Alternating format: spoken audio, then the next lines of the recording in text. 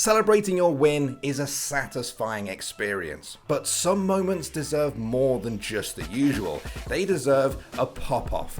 It's a staple of esports. Nothing both feeds and builds the hype more than an incredible pop-off. Just make sure you've actually won it though, before you do it. So smart, he couldn't burst because of the super. But Washiga thinks it's over! He won the last round! And the Bella doesn't care! He still got 65%! Oh my god! Washiga, no! Washiga, not like this! What are you standing up for? Why? Oh my god! But before we get into that, just make sure you are subscribed to the channel if you haven't done so already. That way, you'll never miss any great videos just like this one. And with that, let's get into the top 10 pop-offs in esports history.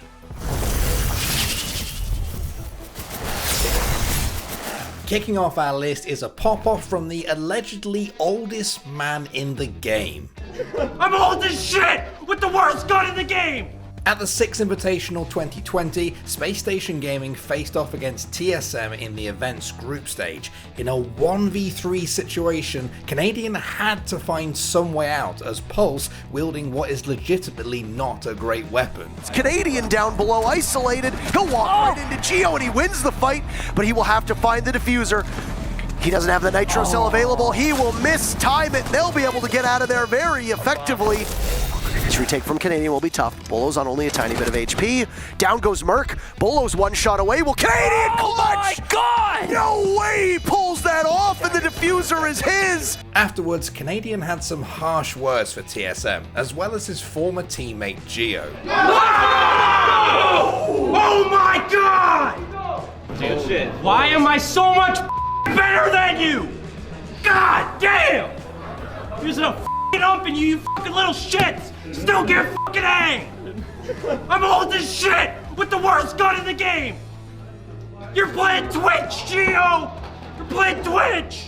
Listen, Canadian is old as shit, but wait, you're saying he's only 24 and Geo is actually older than him? Okay, weird flex then, but still pretty hype. Taking the number 9 spot is a series of pop-offs from the Mad Lions. It just never stops with the Mad Lions. Yeah. I didn't pay for this. Mad Lions have quickly become one of the most exciting teams on the Rift, most recently winning the 2021 LEC Spring Playoffs. But the organisation has a long history of hyping up the fans off the Rift as well. In the webcam-only era, they came up with some imaginative victory celebrations. Here with the Mad Lions, it's a little bit of a different style. It took a bit longer to come online, but once it got down to this looked incredible. I love the way they're able to play around. He's putting something on his... He's got a guitar. The man has a guitar. They've got an amp.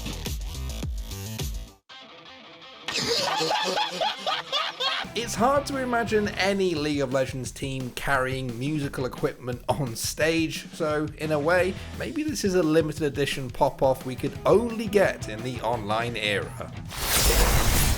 Our number 8's entry is the rare wholesome pop-off. See, at Summer Jam 7, Techo player Pepper Beef Too Spicy found himself facing off against North America's champion, Lil Margin, in pools. The best of 3 set went to literally the final round and featured plenty of hype moments. But at the end, Pepper Beef beat the people's champ, and he popped off with abandon in front of a stunned, hostile crowd before sheepishly shaking hands.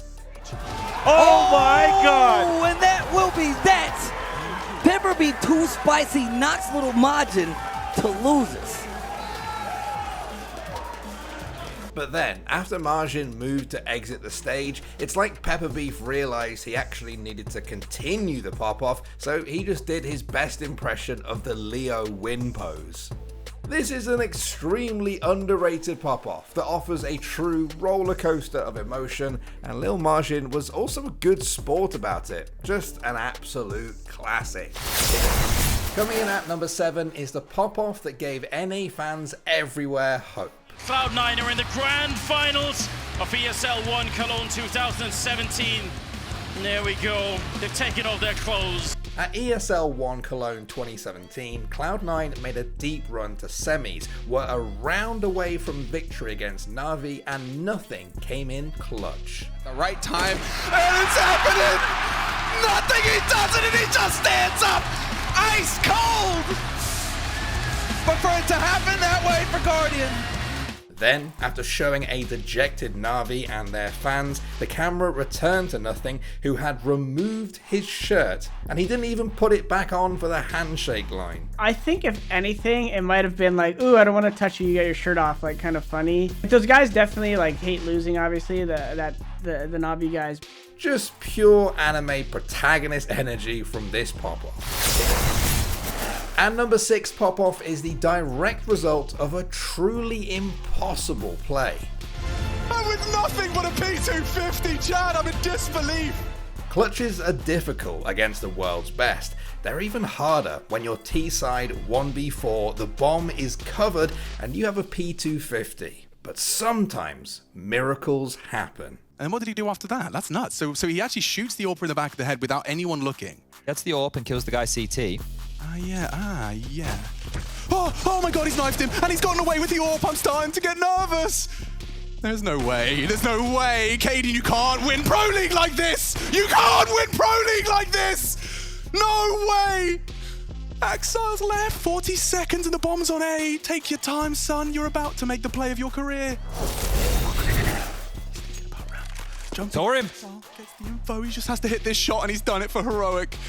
The leader, calling well above his years, clearing corners. Oh no! You're an animal! Heroic have done it, and I just can't believe it. 40% of their team, only together since February. And with nothing but a P250, Chad, I'm in disbelief. There's no roar of the crowd here. This pop-off is pure exhilaration from a team that fought through the online era of CS and were awarded for their hard work with one of the best clutches in Counter-Strike history. At our halfway point is a pop-off from a man known for his celebrations, Hungrybox. Yes! Oh my Calm, Juan. Calm yourself down, Juan. Yes! Yeah, mother.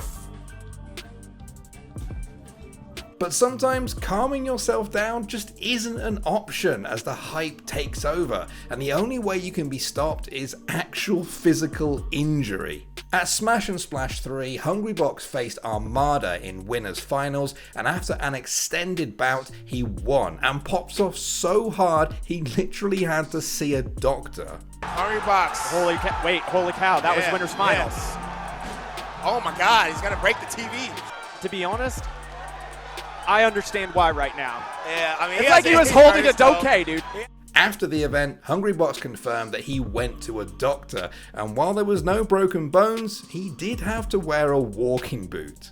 The best part? Hungrybox still took the entire tournament, even with the injury, and then he delivered an impassioned speech. What a beast.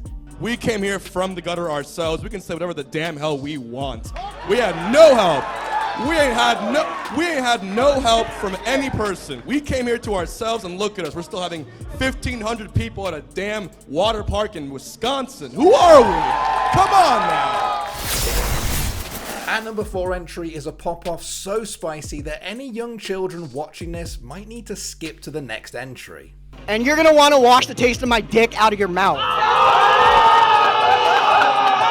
The first to 10 is an important part of the fighting game community, and since they are sometimes used to settle a score, a pop-off is always a possibility, and if one happens, it's likely to be personal. When Viscant faced off against the controversial low-tier god at Wednesday Night Fights in 2014, things were pretty tense, and thankfully the tension gave us one of the most iconic pop-offs in history.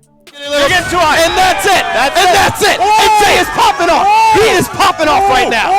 He is popping off. The shirt's tucked in. Handshake. The shirt's tucked in. Why would we shake hands? We do not shake hands in grudge matches of this caliber. Wow. He has done it.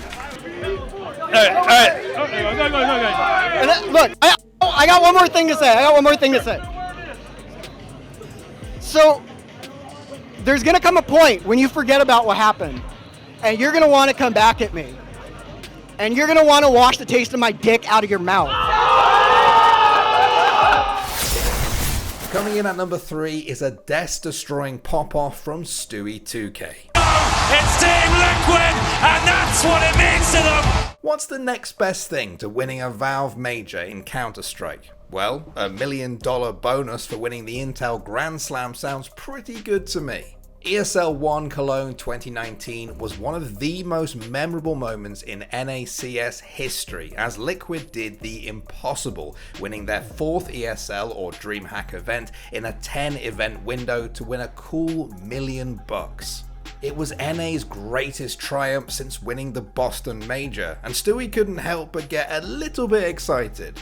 2 versus 2, and Liquid have the advantage. They're trying to bring it down to the 2 versus 1.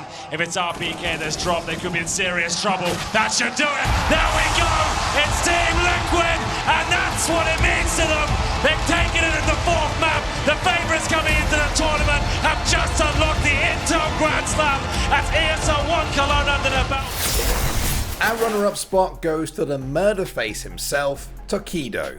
Takedow's Akuma has always been scary, but the Japanese fighting game phenom took his psychological warfare to the next level in 2010 at SoCal Regionals.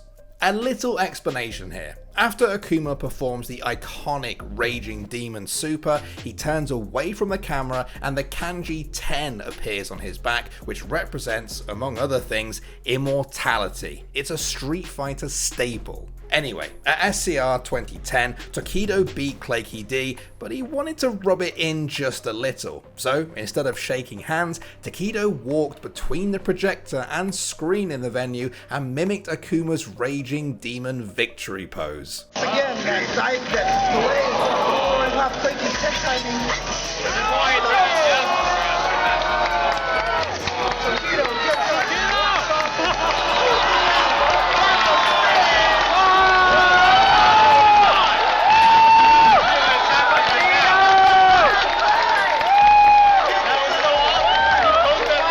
It's a legendary, epic pop-off made all the cooler because of Takedow's signature character choice, but there's one pop-off that's just a little bit better. That's right, our number 1 pop-off is Kbrad giving Wolfcrone a little bit of a lecture about himself. Oh! Tell him about himself! Tell him about himself! Tell him about himself! An incredible pop-off has so many pieces. You've got the history between the players, the showmanship, and the crowd's reaction all factored in. This pop-off has it all. Kbrad and Wolfcrone had lots of prior history, and a recent loss meant Kbrad was out for revenge at final round 20. So, after securing an easy dub, Kbrad made himself comfortable and offered his rival some free advice. Oh, this is free! Let me see this. Tell him about himself! Tell him about himself! Tell him about himself! Let him know! Tell him about himself! Talk to him! Tell him about himself! Tell him about himself! Everything about this pop-off is perfect. It has a history of disrespect, the attitude, and several high-profile members of the FGC just giving us their raw reactions. Well, there we go, guys. That was a pretty tough list to make. There are so many good pop-offs. Did we leave something out that we really should have put on there? Let us know in the comments section. As always, thanks for watching, and I'll see you all in the next one. He's gonna have to do. Oh, he can't! No burst! So smart! Oh my God! Genius! So smart, he couldn't burst because of the super. But Washiga thinks it's over! Lockdown! He won the last round! And the Bella doesn't care! He still got 6